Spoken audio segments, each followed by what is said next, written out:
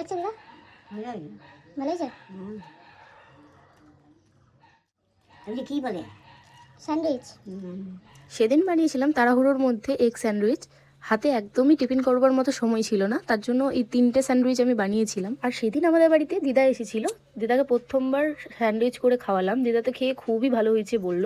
প্রথমে ব্রেডের ওপর tomato sauce লাগিয়ে তার আগে পেঁয়াজ আর টমেটোটাকে আমি 1 মিনিট মতো মাইক্রো ওভেনে সিদ্ধ করে নিয়েছিলাম। তারপর সিদ্ধ করে রাখা টমেটো আর পেঁয়াজটা দিয়ে দিয়েছিলাম। তারপরে দিয়েছিলাম স্লাইস করে রাখা ডিম, আর ওপর থেকে একটু দিয়েছিলাম চিজ দিলে স্যান্ডউইচের টেস্টটা কিন্তু আরও বেড়ে যায়। আর ওপর থেকে দিয়েছিলাম দেখো অরিগানো চিলি ফ্লেক্স মিক্স।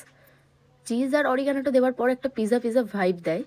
তারপরে দেখো আমি এটা মাইক্রো ওভেনে বেক করে নেবো 5 মিনিটের জন্য। এই রেসিপিটা কিন্তু খুবই শর্টকাটে হয়, হাতে টাইম না থাকলে কিন্তু আমি এটা মাঝে মধ্যেই বানিয়ে থাকি, আর এটা ভীষণ ভালো হয় খেতে।